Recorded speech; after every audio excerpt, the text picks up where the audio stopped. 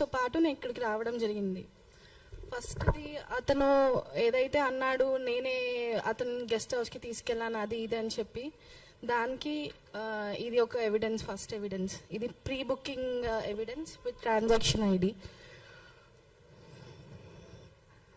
నేను ఫర్దర్గా మీకు సాఫ్ట్ కాపీస్ కూడా ఇస్తాను మీకోసం అని చెప్పి. ఫస్ట్ ఇది రిసార్ట్ది. అండ్ నెక్స్ట్ అతను తాగను అది ఇది అని చెప్తున్నాడు. బ్లడ్ టెస్ట్ చేసుకోండి అని అన్నారు కదా, ఇది తాగే ఒక ఎవిడెన్స్. ఇది కాకుండా ఇంకా కూడా ఉన్నాయి.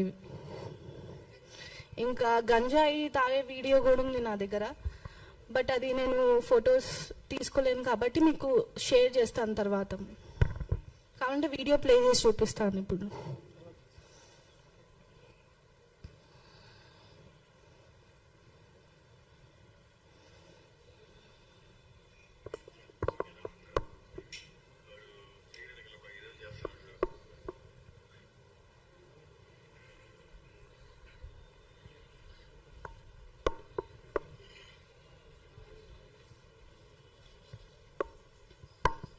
ఇది గంజాయిది వీడియో ఒకటి. అండ్ ఇది బెంగళూరులో కంప్లైంట్ ఇచ్చినప్పుడు నాకు అక్కడ పోలీస్ స్టేషన్లో రాసిచ్చిన ఒక ఎవిడెన్స్. నాకు పెళ్ళయింది తెలిసే చేసుకున్నాను అని అన్నారు కదా, ఇది బెంగళూరు పోలీస్ స్టేషన్లో రాసిచ్చిన ఎవిడెన్స్ ఒకటిది.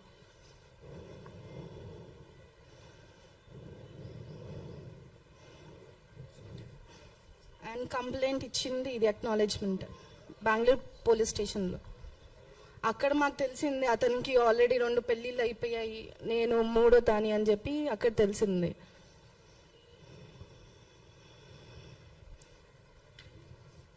అక్కడ ఒప్పుకొని రాసిన లెటర్ ఇది.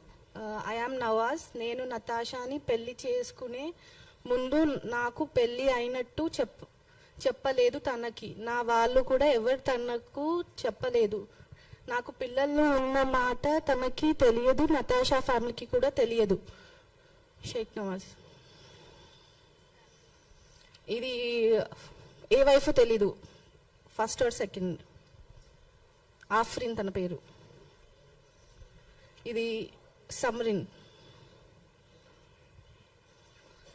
అండ్ ఇది ఫేస్బుక్లో అతని మీద పెట్టిన ఒక డిసెంబర్లో అతని గురించి రాశారు, ఒక దొంగ నవాజ్ అనే వ్యక్తి ఒక దొంగ ఫ్రాడ్ అని చెప్పి రాసిన ఎవిడెన్స్ ఇది.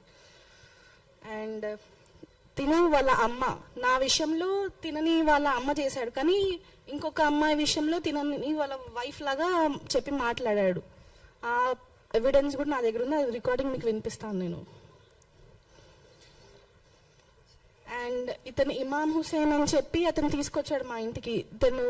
ఇతను ఆ మెడిసిన్ ఏదో ఇచ్చాడంట మునావర్కి ఇంకా నవాజ్కి. ఆ మెడిసిన్ నాకు ఇవ్వడం వల్ల నా ప్రెగ్నెన్సీ పోయింది. డబ్బులు తీసుకున్నాడంట ఇమామ్ అనే వ్యక్తి 5,000 వచ్చినందుకు. సో యాక్చువల్గా నేను ఏం చెప్పాలనుకుంటున్నానంటే, నవాజ్ వచ్చాడు మా షాప్కి, నవదుర్గలాగా మారిపోయాడు, హిందూలాగా మారిపోయాడు. దాని తర్వాత బిజినెస్ అని చెప్పి మా మధ్యలో కన్వర్సేషన్ మొదలయ్యింది. ఎగ్జాంపుల్ ట్రేడింగ్ బిజినెస్ అని చెప్పాడు, నాకు ఫుడ్ ట్రక్ అంటే ఇష్టం. అలా కన్వర్సేషన్ 3 days మొదలయ్యింది. దాని తర్వాత రోస్ట్ కెఫేకి తీసుకెళ్లడము, అక్కడ సర్టిఫికెట్ చూపివ్వడం మారిపోయానని చెప్పి. ఇంకా వాళ్ళ తమ్ముళ్ళు ఒప్పుకున్నారు దానికి, హిందూలాగా మారిపోయానని చెప్పి సర్టిఫికెట్ చూపించాడు. వాళ్ళ తమ్ముళ్ళు అందరు దానికి అవును అని చెప్పారు. నీ కోసం మారిపోయాడు, నీ ప్రేమ కోసం. వాళ్ళ అక్క వీడియో కాల్లో అదే చెప్పింది. ఇంకా వాళ్ళ ఫ్యామిలీ వస్తుందని చెప్పి రిసార్ట్కి తీసుకెళ్ళాడు. అండ్ అక్టోబర్లో ఎప్పుడైతే మాకు బెంగళూరులో తెలిసిందో, దాని తర్వాత ఇంకా రివర్స్ గేమ్ వాళ్ళది. ఎలా అంటే మనం చంపేస్తారు, మనం ఇక్కడ ఉండొద్దు, మనం పారిపోవాలని చెప్పి అలా.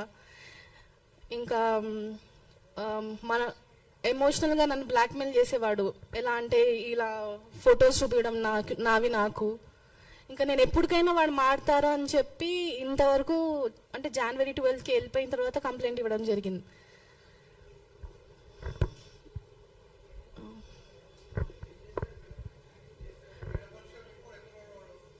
ఇప్పుడు ప్రెసెంట్ అయితే బేగంపేట్ పోలీస్ స్టేషన్ వాళ్ళు అరెస్ట్ చేసి చెంచల్ కూడా పంపించామని చెప్పారు.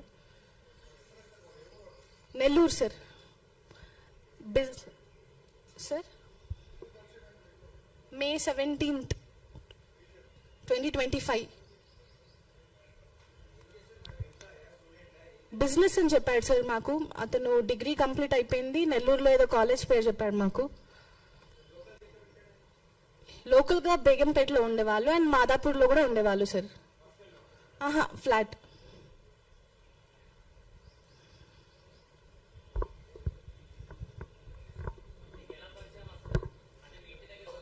మా ఇంటి షాప్కి రెంట్ కోసం అని వచ్చాడు సార్. ఈస్టర్న్ ట్రేడింగ్ సొల్యూషన్స్ అని చెప్పి పెట్టాడు అక్కడ.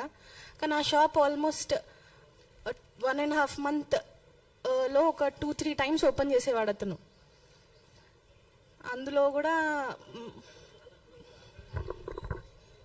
2025లో పరిచయం సార్. మే 17, 2025లో పరిచయం నాకు.